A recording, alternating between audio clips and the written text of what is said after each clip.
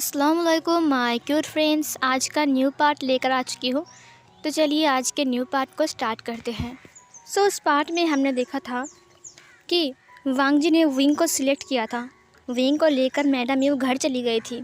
इधर जो आयु था उसने कहा उसका नाम विभूषण है विंग। वांग जी ने एक स्माइल किया, उसने कहा विंग। आयु ने कहा सर मुझे समझ में नहीं आ रहा है, जब आपको उसे ही सिलेक्ट करना था तो आप उसके घर में जाकर बोलते जॉब के लिए, या फिर उसे ही ऑफ़र करते 2 लाख रुपए के लिए। मुझे नहीं लगता कि वो कभी मना करता। इतने सारे लोगों को बुलाकर इंटरव्यू लेना फालतू में, बेचारे सब लोग रिजेक्ट हो गए।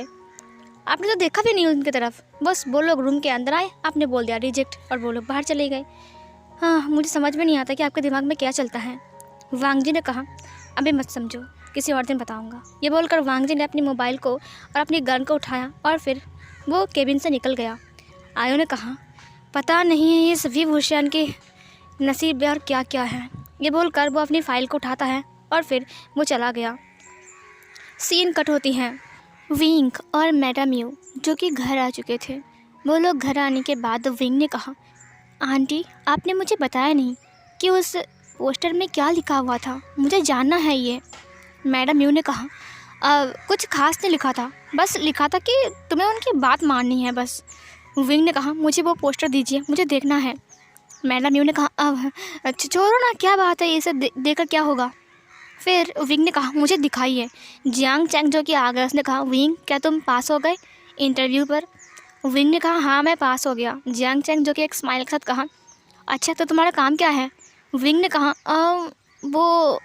वो हांगवन जुन ने कहा कि वो बताएगा, पता नहीं क्या काम है, अभी तक मुझे कुछ बोला नहीं, बस नंबर दिया है, वो मुझे कॉल करके शायद बताएगा। जियांग चंग ने कहा ओह अच्छा। विंग ने कहा लेकिन मुझे समझ में नहीं आ रहा है कि उस पोस्टर में ऐसे क्या लिखा हुआ था जिसे देखने के बाद अधिकतर पेरेंट्स अपने बच्चों की इंटरव्यू ना करवा कर ही वापस चले गए। मुझे समझ में नहीं आ रहा है, ऊपर से आंटी मुझे बोल ही नहीं रही हैं। मैडम यू ने कहा कुछ खास नहीं लिखा था, बस इतना लिखा था कि हांगवन जुन के साथ तुम्हें हर वक्त रहना है और वो जो बोलेगा तुम्हें वही करना है। और तभी विंग ने कहा मुझे दीजिए। फिर उसने पोस्टर को मैडम जो यू थी उनके हाथ से छीन लिया। मैडम ने कहा अरे अरे मत देखो। विंग ने इस पोस्टर को देखा, उसने कहा क्या उसकी हर एक बात मानना पड़ेगा, यहाँ तक कि मुझे उसके साथ रहना होगा। मैडम यू ने कहा तो क्या होता है, वो एक लड़का है, तुम भी एक लड़के हो, साथ में रहने से क्या होता है। विंग ने कहा क्या आप पागल हो, वो एक भले एक लड़का हो लेकिन वो एक माफिया है, मैं उसके घर में रहूँगा। दिमाग ख़राब है क्या आपका आंटी, मैं ऐसा नहीं कर सकता हूँ। मैडम यू ने कहा अगर तुमने ऐसा नहीं किया तो फिर तुम्हें इस घर में रहने का कोई हक़ नहीं है, चले जाओ यहाँ से। 2 लाख रुपए की तनख्वाह है ये, तुम्हें पता भी है विंग 2 लाख रुपए में हम क्या क्या कर सकते हैं। तुम्हारे अंकल जो कि 1 साल से कोमा में हैं, उन्हें हम डॉक्टर को दिखाकर उनकी ट्रीटमेंट स्टार्ट कर सकते हैं। जियांग चैंग जो कि पैरालिसिस हो चुका है और वो चल भी नहीं सकता है, बचपन से उसने कितना कुछ सहा है, उसकी ट्रीटमेंट हम करा सकते हैं। जियांग चैंग ने कहा लेकिन जो विंग को पसंद नहीं है। तभी मैडम यू ने कहा तुम चुप रहो, तुम ना बोलो तो ही अच्छा है, समझे। जियांग चैंग जो कि था वो चुप हो गया। विंग ने सब कुछ सोचा बहुत टाइम से। मैडम यू ने कहा देखो विंग, वैसे भी तुम्हें कुछ ज़बरदस्ती नहीं है कि तुम ये करोगे वो करोगे, बस यहाँ पर लिखा गया है कि तुम्हें हांगवन जुन के साथ रहना पड़ेगा हर वक्त, यहाँ तक कि उसके महल में रहना पड़ेगा। विंग ने कहा जो भी हो, लेकिन फिर भी उसके महल में रहना, वो एक माफिया है और देखा ना उसके पास गन भी है, मुझे बहुत डर लग रहा है। मैडम यू ने कहा मैंने कहा ना। विंग ने कहा मैं कोई और जॉब ढूंढ लूँ। आंटी आपको पता नहीं कि इंटरव्यू के वक्त मेरे साथ क्या हुआ, वो बहुत गंदा है, उसने मुझे टच किया, मुझे अच्छा नहीं लग रहा है, वो बहुत गंदा है। मैडम तो बहुत गुस्से में थी। टच से क्या होता है विंग, टच क्या है तो क्या हुआ, तुम भी एक लड़के हो और वो भी एक लड़का है। और तो और एक बात, मैडम यू ने कहा तुम्हें कोई जॉब नहीं देगा, समझे, अभी तक तुम्हारे कॉलेज भी कंप्लीट नहीं हुई है। तभी विंग की फ़ोन पर रिंग होती हैं। जैसे विंग की फ़ोन पर रिंग हुई, विंग ने फ़ोन को देखा, उसने कहा अननोन नंबर। फिर मैडम यू जो कि था वो समझ गई ज़रूर हांगवन जुन या फिर किसी ने कॉल किया होगा। विंग ने कॉल को उठाया। विंग ने कहा हेलो। उस तरफ से कहा विंग इतना लेट क्यों किया कॉल उठाने में। विंग वांग जी की वॉइस सुनकर समझ गया कि ये हांगवन जुन है। उसने कहा जी आप। फिर उसने कहा वैसे तुम्हारा काम बता दूँ तुम्हें, कल तुम्हें मेरी गाड़ी जाएगा लाने के लिए। अपना सारा का सारा पैकिंग ख़त्म करके उसके बाद गाड़ी में आ जाना, ठीक है? मैं सुबह भेज दूँगा, तुम रेडी होना।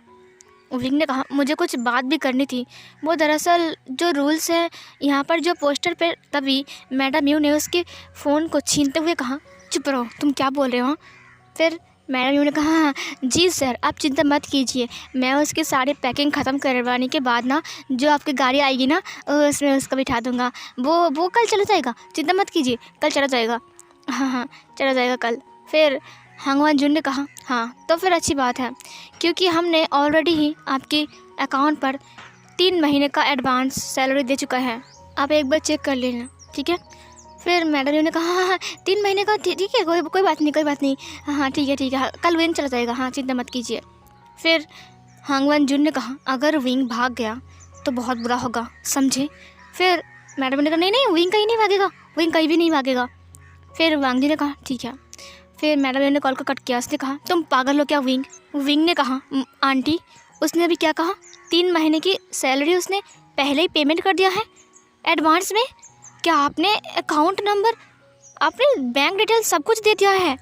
फिर मैडम यू ने कहा, हाँ मैंने दे दिया है, तुम चिंता मत करो, मेरे अकाउंट में उन लोगों ने ट्रांसफ़र कर दिया है। मेरी बात सुनो विंग, देखो वो एक माफिया है, अगर तुम ना बोल दोगे, वो पहले से ही पैसा दे चुका है 3 महीने का, अगर तुम ना बोल दोगे तो पता नहीं वो हमारी फैमिली के साथ क्या करेगा। प्लीज़ विंग, कुछ समझो ना। विंग ने कहा, ठीक है अंकल मुझे बहुत प्यार करते हैं और गगा भी, मैं नहीं चाहता हूँ कि आप सबको कुछ हो जाए, मैं आपसे बहुत प्यार करता हूँ, अगर मेरी जान भी चली जाए तो भी मैं जाऊँगा। लेकिन विंग की आंखों में आंसू थे। विंग ने अपनी फ़ोन को लिया और फिर वो चला गया। मैडम यू उसके कमरे में आती हैं और एक बड़े से बैग में उसके कपड़े पैकिंग करने लगती हैं। विंग का मूड बहुत ख़राब था, लेकिन विंग फिर भी काम कर रहा था। मैडम यू ने कहा, आज मैंने तुम्हारा फेवरेट खाना बनाया है, ठीक है तुम जल्दी आ जाओ, फ्राइड राइस बनाया मैंने, सच में तुम आ जाओ, ठीक है? पैकिंग करने के बाद वो लोग डिनर करते हैं। डिनर करने के बाद विंग जाकर अपनी बेड पर लेटता है। वो वांग जी की हरकतों को याद कर रहा था कि किस तरह से वांग जी ने उसे टच किया। इंटरव्यू के दिन उसकी हरकतें कितनी गंदी थी, फिर भी मैं उसके पास जाऊँ जॉब के लिए, मुझे बहुत डर लग रहा है। भले ही वो एक लड़का हो, लेकिन वो ऐसा कैसे कर सकता है? क्या वो सबके साथ ऐसा कर रहा था? वो कितना गंदा है। विंग ने कहा, जो भी है मैं उससे दूर रहूँगा, भले ही वो एक लड़का हो, वो मुझे ऐसे छू नहीं सकता है। मैं कोई किसी से डरता भी नहीं हूँ। माफिया है तो क्या हुआ, मैं वहाँ पर काम करने जाऊँगा और अगर उसने कुछ ऐसा वैसा किया ना तो देखना बहुत बुरा हो जाएगा। ऐसे सोचते ही सोचते विंग कब सो गया विंग को पता भी नहीं चला। सुबह ब्रेकफास्ट करने के बाद विंग के घर के सामने एक बहुत बड़ी ब्लैक कलर की कार आती है, बहुत बड़ा कार और बहुत यूनिक भी था। विंग ने कहा, इतनी महंगी गाड़ी, न जाने हांगवान जून के पास इतना कितना सारा गाड़ी होगा, वो बहुत अमीर है ना, इसीलिए दिखावा करता है क्या? वो इतनी बड़ी गाड़ी भेजने की क्या ज़रूरत थी? मैडम यू जो कि था वो गाड़ी को छू छू कर देख रहा था। जियांग चैंग भी अपनी व्हीलचेयर को लेकर बाहर आ चुका था। बड़ी सी बैग लेकर मैडम यू ने गाड़ी में रख दिया। विंग की आंखों में आंसू आ गए थे। विंग ने कहा, आंटी मैं तभी मैडम यू ने कहा, चिंता मत कर विंग, हाँ मैं तुमसे मिलने जाऊँगा ना, मैं तुमसे मिलने जाऊँगा और हम साथ में शॉपिंग करने जाएंगे, ठीक है? अगर तुम्हें कुछ खरीदने की ज़रूरत पड़ना तो मुझे कॉल करना, ठीक है? विंग ने कहा, आंटी वो मैं तभी मैडम यू ने कहा, बैठ जाओ ठीक है, बाय बाय विंग। और विंग को पकड़ कर उन्होंने गाड़ी पर बिठा दिया। विंग की आंखों में आंसू थे। फिर विंग को लेकर वहाँ से चला गया वो गाड़ी जाकर सीधा वांग जी की ऑफिस के सामने रुकता है। वही बड़ी सी बिल्डिंग। विंग ने एक बार बिल्डिंग की तरफ देखा और फिर वो अंदर गया। वहाँ पर आयो उसके लिए वेट करा था। उसने कहा, अरे आ गए आप, चलिए अंदर चलिए। फिर विंग जो कि था वो अंदर जाने लगता है। आयो विंग को लेकर सीधा वांग जी के केबिन के अंदर जाता है। वांग जी जो कि था वो अपनी गन को लेकर हाथ से पोंछ रहा था, मतलब कि साफ कर रहा था हाथ से। विंग उसकी गन को देखकर बहुत डर गया था, मतलब कि उसके पसीने छूट रहे थे। वांग जी ने विंग की तरफ देखा। जब विंग ने वांग जी की नज़र को देखा तो वो और भी ज़्यादा डर गया। बेचारा विंग वो डरते हुए कपकपाते हुए वांग जी की केबिन के अंदर आता है। आयो ने कहा, सर ये आ चुका है। वांग जी ने कहा, विंग इतना लेट क्यों किया तुमने? मुझे लेट लोग पसंद नहीं हैं। विंग ने कहा, वो आई एम सॉरी, वो फैमिली से चढ़ने की वजह से। वांग जी ने कहा अच्छा ठीक है, आयु इसे फ़ाइल दो। फिर आयु ने फ़ाइल को ओपन किया, उसने कहा ये लो साइन करो यहाँ पर। विंग ने कहा अब साइन क्यों करो? फिर वांग जी ने कहा तुम बुद्धू हो क्या, ये कॉन्ट्रैक्ट पेपर है। विंग ने कहा कॉन्ट्रैक्ट पेपर? वांग जी ने कहा हाँ साइन करो जल्दी से, बस 5 साइन, बस 5 साइन कर दो फटाफट। विंग ने कहा ठीक है। विंग बहुत नर्वस था। वांग जी ने कहा करो साइन। विंग ने कहा पेन। वांग जी ने कहा ओ पेन, रुको। वांग जी ने अपना पेन दिया, उसने कहा ये लो साइन करो। विंग ने कहा ठीक है। विंग ने उसके हाथ से पेन को लिया और साइन करना स्टार्ट किया। पहले वो बहुत नर्वस था और उसके हाथ पैर कँपा रहे थे।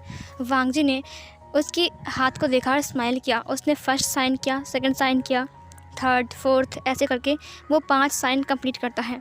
उसके बाद विंग ने कहा हो गया। फिर आयु ने कहा थैंक यू। फिर वांग जी ने कहा आयु जाओ इस फाइल को ले जाओ। फिर आयु ने कहा ओके सर। और फिर ये बोलकर आयु उस फाइल को लेकर चला गया। वांग जी ने कहा आज से तुम मेरा पीए हो। विंग ने कहा पीए? वांग जी ने कहा पर्सनल असिस्टेंट। विंग ने कहा ओ। वांग जी ने कहा तुम्हें पता है ना कि पर्सनल असिस्टेंट का मतलब क्या है? विंग ने कहा हाँ जानता हूँ। वांग जी ने कहा लेकिन ऐसा नहीं है जैसे कि तुम जानते हो, ये कुछ अलग है। तुमने पहले ही अपनी मॉम के पास से सुन लिया होगा। विंग ने कहा अब वो मुझे पता नहीं है अच्छे से। वांग जी ने कहा कॉन्ट्रैक्ट को तुमने बिना परखी साइन कर दिया। विंग ने कहा कि क्यों? वांग जी ने कहा कोई बात नहीं, मैं तुम्हें बाद में समझा दूँगा। वैसे मुझे कम बोलना पसंद है, इसीलिए तुम ज़्यादा ना बोलो तो ही अच्छा है, दो मुझे। ये सुनकर विंग ने कहा कि क्या दो? वांग जी ने कहा हाँ ये मेरा बेडरूम नहीं है, पेन दो मेरा। विंग ने कहा ओह पेन। फिर विंग ने अपने कपकपाते हाथ को वांग जी की तरफ बढ़ाया उसकी पेन को लेकर। वांग जी ने पहले उसके हाथ को पकड़ा। विंग ने अपनी आंखें बंद कर लिया। वांग जी ने उसके हाथ को टच किया बहुत ही अच्छे से और उसके बाद उसके हाथ को टच करते हुए वो उसके पास से पेन को लेता है। विंग जो कि था वो पूरा स्ट्रेट हो गया था, भाई क्या कर रहे लान वांग जी। फिर लान वांग जी ने अपने पेन को लिया, उसके बाद कहा हाँ आज से तुम्हारा काम स्टार्ट होता है, तुम हर वक्त मेरे साथ रहोगे समझे, मुझे हर वक्त तुम दिखना चाहिए मेरे सामने। विंग ने कहा जी सर। फिर वांग जी ने कहा गुड, तो फिर बताओ तुम्हारा नाम क्या है? विंग ने कहा विंग। वांग जी ने कहा अच्छा मेरा नाम क्या है? विंग ने कहा हंगवन जुन। वांग जी ने कहा तुम किसके पीए हो? विंग ने कहा आपकी। मेरा नाम बोलो। विंग ने कहा हंगवन जुन की। वांग जी ने कहा गुड बॉय, लेकिन इतना हिचकिचाओ मत ठीक है, मुझे ऐसे लोग पसंद नहीं है। विंग ने कहा जी। वांग जी ने कहा ये जी मुझे मत बोलो समझे। विंग ने कहा जी सर। वांग जी ने कहा चलो अब हमें घर चलना चाहिए, तो अपना सारा सामान लेकर आए हो ना? विंग ने कहा हाँ मैं लेकर आया हूँ। वांग जी ने कहा चलो फिर। और फिर वो लोग निकल गए। विंग और वांग जी गाड़ी के पास जाते हैं। फिर वांग जी ने कहा चलो बैठो। ड्राइवर ने वांग जी को चाबी दिया और फिर वांग जी ने कहा तुम पीछे की गाड़ी को लेकर आओ समझे, मैं इसे लेकर जा रहा हूँ। ड्राइवर ने कहा ओके सर, और फिर ड्राइवर चला गया। वांग जी ने कहा चलो बैठो गाड़ी में। विंग जो कि था वो पीछे बैठने वाला था, तभी वांग जी ने कहा एक सेकेंड रुको, क्या मैं तुम्हारा ड्राइवर लग रहा हूँ? विंग ने कहा नहीं सर। वांग जी ने कहा तो तुम पीछे क्यों बैठ रहे हो, सामने बैठो। विंग ने कहा सामने। वांग जी ने कहा हाँ सामने बैठो। विंग ने कहा जी। फिर वो सामने की सीट पर बैठ जाता है। वांग जी जो कि था वो बैठता है ड्राइवर सीट पर, और फिर बैठने के बाद उसने विंग को देखा। विंग ने कहा कि क्या हुआ सर, आप मुझे ऐसे क्यों देख रहे हो? वांग जी उसके करीब आने लगता है। विंग जैसे कि था वो सीट के अंदर घुसे जा रहा था। वांग जी उसकी बहुत क्लोज आ चुका था। उसका नोज़ और विंग का नोज़ जैसे कि टक्कर खा रहे थे। वांग जी की सांस से भी विंग को एहसास हो रहा था उसकी फेस के ऊपर। वांग जी विंग के बहुत क्लोज चला गया था। विंग ने अपनी आंखें भी बंद कर लिया था। तभी अचानक से ही विंग को कुछ अजीब लगता है, इसीलिए उसने अपनी आंखें खोला तो उसने वांग जी को देखा जो कि उसका सीट बेल्ट लगा रहा था। विंग ने रिलैक्स फील किया, उसने एक सांस छोड़ा। वांग जी ने कहा तुम्हें क्या लगा, मैं क्या करने वाला हूँ? विंग ने कहा कुछ भी तो नहीं लगा। वांग जी ने एक स्माइल किया, उसने कहा और फिर वांग जी ड्राइव करने लगता है। वांग जी ड्राइव करते हुए अपने हाथ को विंग की तरफ बनाने लगा। विंग जो कि था वो चुपचाप बैठा हुआ था। जब वांग जी की हाथ को विंग ने अपने थाइज़ के ऊपर फील किया, तुरंत उसने थाइज़ के ऊपर देखा। वहाँ पर वांग जी विंग की थाइज़ के ऊपर अपने हाथ को रखा था। विंग जो कि था वो बहुत डर गया था। विंग ने वांग जी की तरफ देखा। विंग पूरा काँप रहा था। वांग जी उसकी थाइज़ को अपने हाथ से धीरे धीरे से रब करने लगता है। विंग तो बहुत डर गया था और वांग जी उसकी पूरी थाइज़ पर रब कर रहा था, इधर से उधर इधर से उधर। और विंग ने अपनी आंखें बंद कर लिया था। विंग ने कुछ भी नहीं कहा, क्योंकि एक तो वो वांग जी से इतना डरता है, ऊपर से वांग जी ये सब हरकत कर रहा है। विंग तो मतलब मर जा रहा था, इतना डरा डरा हुआ था बेचारा। वांग जी ने देखा कि विंग ने अपनी आंखें बंद कर लिया है। वांग जी ने एक ईबल से स्माइल किया विंग की तरफ देखकर, और फिर उसने हाथ को हटा लिया और फिर वो ड्राइविंग पर फोकस करता है। विंग ने जैसे कि एक सांस छोड़ा, गहरा सा एक रिलीफ फील हुआ उसे। जैसे वांग जी ने उसके हाथ को हटा दिया, विंग ने अपनी थाइस को देखा। विंग काँप रहा था, विंग पूरा पसीने से भीग चुका था।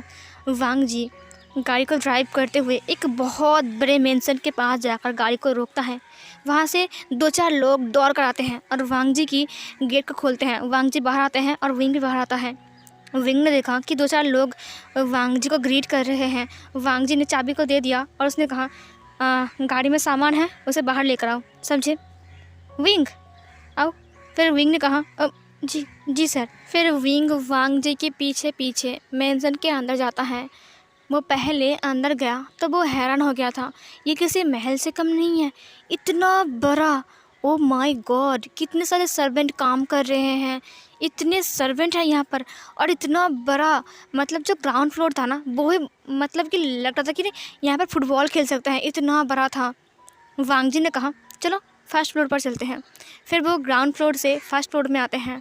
विंग के लिए जैसे कि सीढ़ियाँ ख़त्म ही नहीं हो रहे थे, और इतना खूबसूरत था, और हर जगह हर एक कोना पूरा क्लीन था, पूरा कांच की तरह चमक रहा था, इतना खूबसूरत था मेंशन। विंग तो पूरा हैरान था। तभी वांग जी ने चिल्लाते हुए कहा, मैरी मैरी यहाँ पर आओ। जो मैरी नाम की मेड थी वो दौड़ कर आती है। उसने कहा, जी जी जी जी जी बॉस बोलिए, क्या हुआ, क्या हुआ सर? तभी वांग जी ने कहा, ये क्या है, क्या है ये? फिर मैरी ने देखा कि नीचे फ्लोर पर कुछ कागज़ का टुकड़ा गिरा हुआ है। मैरी ने कहा, आई एम सॉरी सर, मैंने इसे देखा नहीं, मैं अभी इसे क्लीन करता हूँ। वांग जी ने कहा, अभी की अभी करो, समझे, अभी की अभी। फिर उसने कहा, हाँ हाँ हाँ मैं अभी करता हूँ, मैं अभी करता हूँ, अभी करता हूँ सर। और फिर मैरी जाके दौड़ के काम करने लगती है। ये देखकर विंग तो पूरा हैरान था, वांग जी कितना खतरनाक है उसे पता चल गया। वांग जी जो कि था वो सेकंड फ्लोर में आता है। सेकंड फ्लोर में आने के बाद वो एक रूम के सामने खड़ा होता है, रूम के सामने खड़ा होता है और विंग भी उसके पीछे। फिर वांग जी ने उस डोर को ओपन किया और अंदर आया। उसने कहा, अंदर आ जाओ। विंग भी उसके पीछे पीछे अंदर आया। विंग घबराया सा था, विंग बहुत डरा हुआ था, क्योंकि वांग जी एक माफिया है, और एक माफिया के साथ वो एक रूम के अंदर कुछ भी। अगर अभी वांग जी अपनी गन से विंग को मार दे तो फिर क्या होगा, क्या होगा विंग के साथ? विंग को वो मार सकता है, वो भी इजीली इस रूम के अंदर। और ये रूम बहुत बड़ा था। एक साइड में बहुत बड़े बड़े 2 अलमारीज थे, और तो और एक बहुत बड़ा काउच था, उसके पास एक टेबल था, और एक साइड में बाथरूम था, और बेड जो कि था बहुत बड़ा था। और रूम इतना ही बड़ा था, विंग का पूरा घर मिलकर एक रूम होगा, इतना बड़ा रूम था। विंग इस रूम को देखते हुए कहा, ये रूम? वांग जी ने कहा, इस रूम पर ही तुम रहोगे? विंग ने कहा, ओ। विंग ने रूम को अच्छे से देखा। वांग जी ने कहा, वहाँ पर बाथरूम है, और ये तुम्हारा बैल्कनी इधर है, और ये तुम्हारा बेड, ठीक है ना? विंग ने कहा, हाँ। फिर वांग जी ने अपनी कोट को उतारा और फिर साइड में रखा टेबल के पास। फिर वहाँ से 2 आदमी अंदर आए, उन्होंने कहा, सर सामान। फिर वांग जी ने कहा, उस वहाँ पर रख दो। फिर उन लोगों ने सोफ़े के पास जाकर, मतलब सोफ़े के पास जो टेबल था वहाँ पर जाकर सामान को रख दिया।